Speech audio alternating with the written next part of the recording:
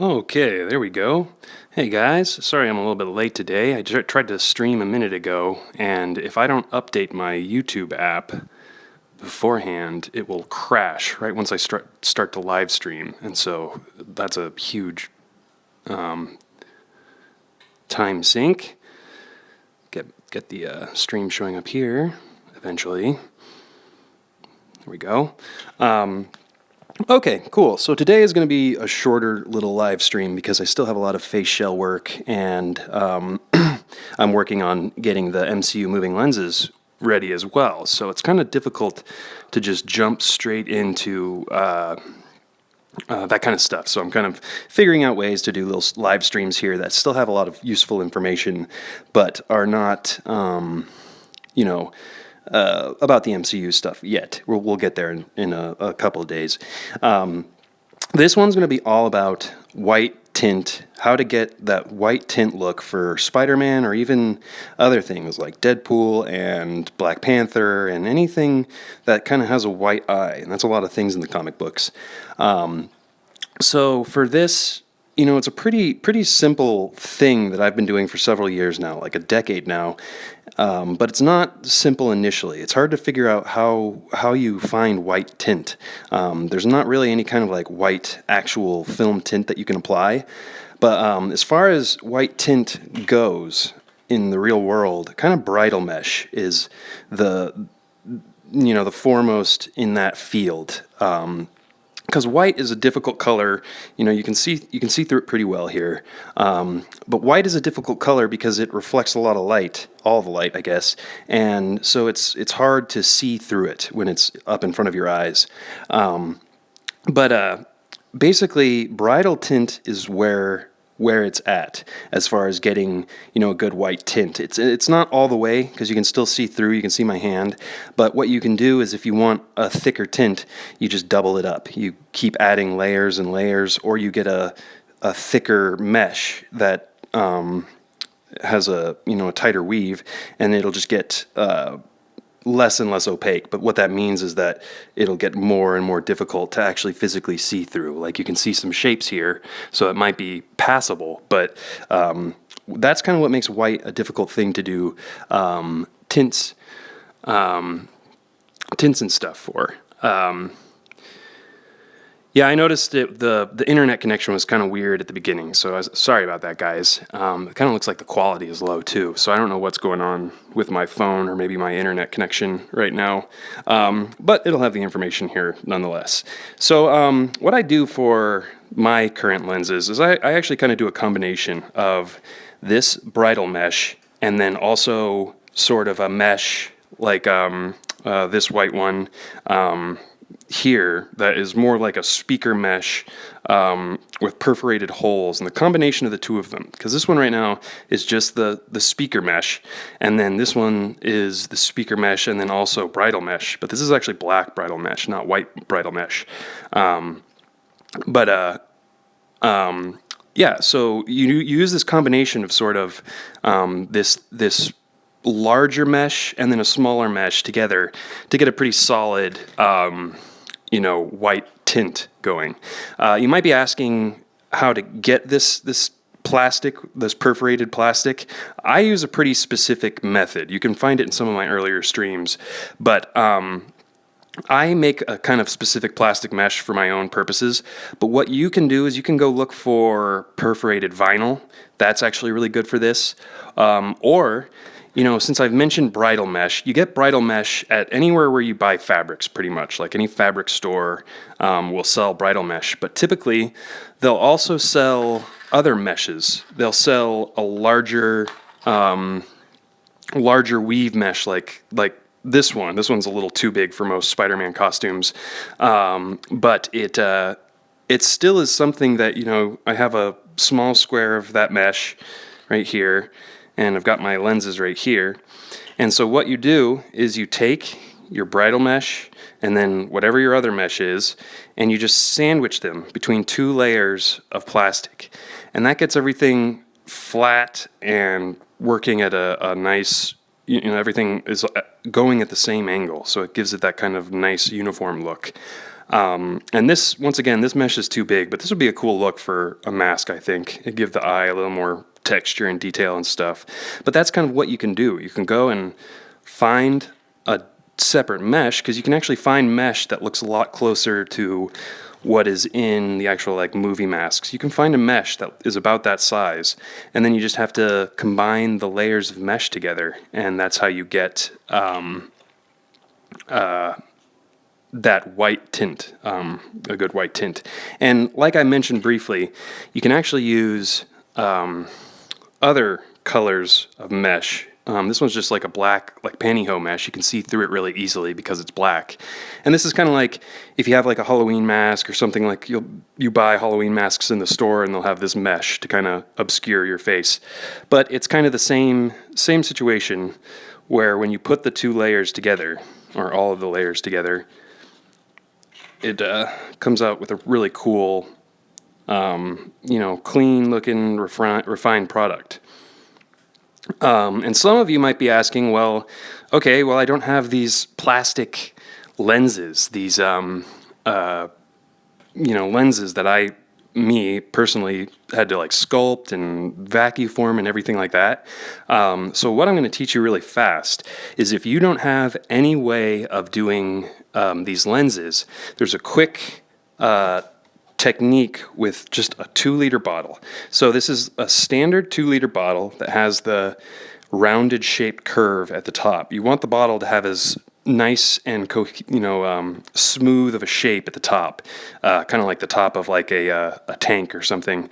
And what you do is you can actually get a really high quality shape of a lens off of a 2-liter bottle like this if you use the top of the curve, so that this kind of bubbling out part equals this part of the lens. You can see here that it's crazy how well this lens kind of fits and conforms to the shape of that 2-liter bottle.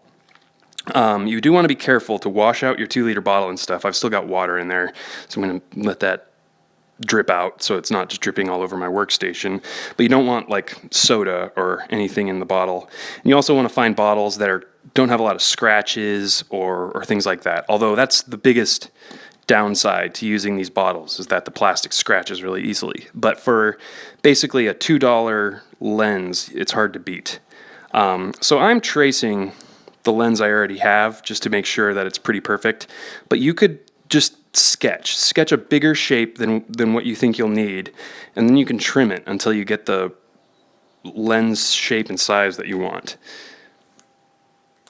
Okay, and so you always want to be really careful when you're cutting 2-liter bottles or plastic like this, because if you're using dull scissors or a dull knife, it's really easy to just slide off the plastic and stab your hand or anything like that. So that's why I always recommend using really sharp scissors and knives. And so you want to poke in. So what is this stuttering like? Hopefully it's not too bad. I might have to redo this stream another day. But because I'm just on my phone, so I don't know what would be bad, unless my internet is being overloaded right now or something. The stream did fail initially earlier on.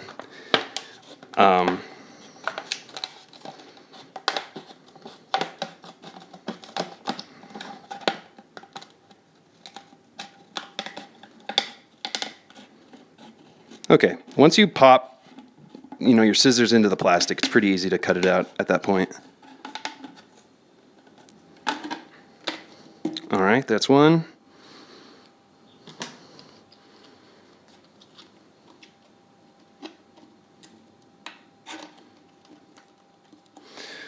Well, that's too bad that the connection is really slow today. Yeah, I might just, because I'm going to just essentially keep going through all this information over and over in these streams. It'll be for new applications, but I'll be going over this again when I do the moving lenses.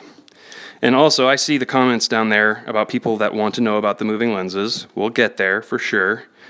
Be a little patient, because I don't have the same time frame that you guys do. My priority right now is getting face shells and stuff that I owe to people. So, I want to teach you guys how to make that stuff, but I just don't really have the same burning time frame that you guys do. So I'll get to it eventually. It's just not, it's not something that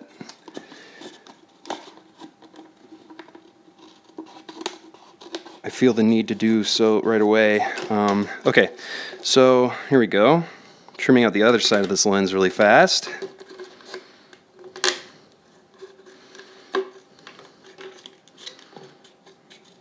All right, and in like a minute here, out of a $1, this 2-liter bottle with the soda inside cost about $1. I've made pretty passable lenses here. So you take the mesh, dry it off a little bit because it's kind of wet, and then you take your 2 layers of plastic, and the 2 layers help to kind of sandwich everything together. You don't, gross, it's a fly that flew into the garage. You don't need, technically you don't need the 2 layers. You could have your mesh on top, like you could just have it stretched across the top, but it's so easy to just have it sandwiched because it gives it that perfect curved shape, that really nice curved tint. I mean, that's a pretty high quality lens right there. And then you can add another size of mesh, like if you have a larger mesh like this one.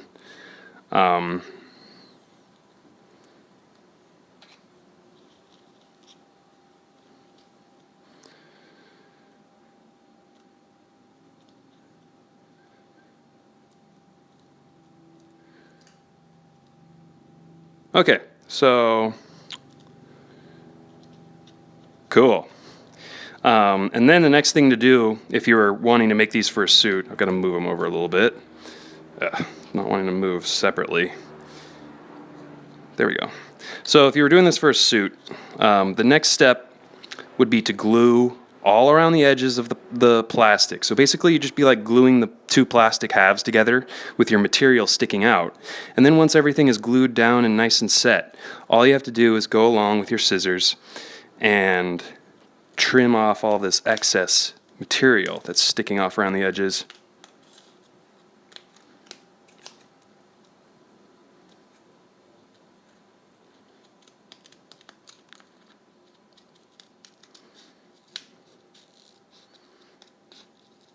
So once again, this could be for Spider-Man, or you could use it for Black Panther, or you could use it for Batman or Deadpool, or really any mask that's going to have, the white tinted eyes, which is a lot of comic book character masks. But yeah, it's pretty incredible how quickly and easily that creates a really nice product. Sorry for the technical difficulties today, guys. Sorry that the stream sucked. Oh yeah, one other quick thing. I've experimented a little with actual tint. What this is actual tint, like window tint. But you can see here the difficulties are that if you have a convex shape like this, it's a spherical curve on these lenses, and so tint wants to bunch up around the edges and then not bunch in the center, and that's what gives these wrinkles around the edges. And that's something you have to deal with, unless it's like a vinyl tint that can stretch. But that's one of the advantages of this mesh, is that it's able to bunch up around the edges and stretch out in the middle, so that gives it the ability to make that curved shape really easily. But I have experimented a little with this. It's just hard because you have these edges that peel up and don't stick properly, especially if you're some plastics. It's not hard. It's not easy for the tint to stick to the plastic that I use for these lenses. So maybe some other harder plastic might accept the tint a little bit better. But that's kind of the 2 ways. And then you can also, if you have silver tint, you can put or you can do it with gold tint as well. But you can put white bridal mesh over silver tint, and that's another way to get a good white tint, is that once this bridal mesh is over a silver lens, it's gold right now, but you can still imagine that if this were over a silver lens, it's just a pure reflection and then the white on top, so that really gives it that kind of white tint look to it a lot better because it's reflective. So if you find like sunglass lenses or you can get a motorcycle faceplate, and those are usually much larger, and they have that kind of curved shape to them, and they're not that expensive. You can buy spare motorcycle faceplates with just a chrome tint on them, or they actually have different color tints as well. So that's a really good place to find visors and faceplates.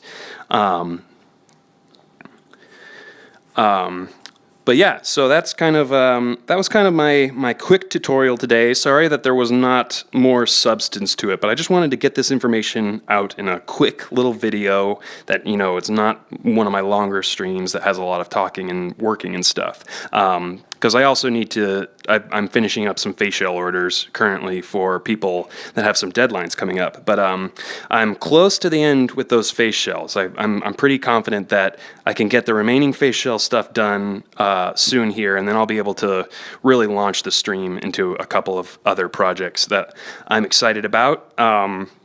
And 3D printing, I actually got another 3D printer because it's already just so amazing making armor. I'm actually printing a gift for my nephew's birthday right now. But it's just amazing what you can do as far as printing like armor and things like that. So I'm pretty excited to someday, you know, soon make another Iron Man suit. So, looking at the comments, if you guys have any comments, go ahead and ask them now. But Winterboy just asked about perforated vinyl, and I mentioned that earlier. In these lenses, like you can see in this lens, I've got a mesh there that has the perforations, basically just holes in the material. So you can actually buy vinyl that's perforated like this. So you could do basically what I did with this mesh. You buy a roll or a sheet of vinyl that has the perforation in it, and you can apply that either to the outside of the lens material or in between and sandwich it, kind of like I did.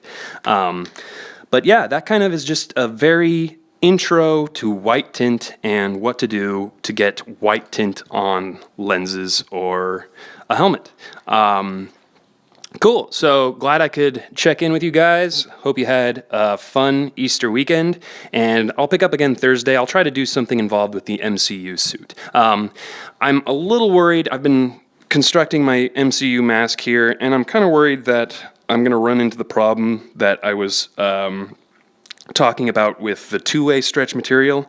If you look at two-way stretch material means that it stretches this way, but it doesn't want to stretch as much this way. And the problem is that I've got two directions of material coming together here. I've got the stretch going this way and then the stretch going this way coming together, and that's not going to pull evenly. So I'm kind of worried that I'm not really going to be able to do much suit-wise with that texture and material. But yeah. Matt just asked how many shells I have left to make.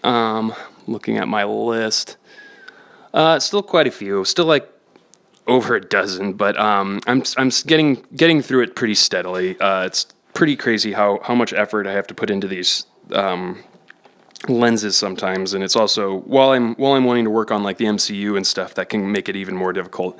But I am prioritizing that and getting that work done, and yeah, that's part of why this stream was so short and just kind of a to the point little thing about tint.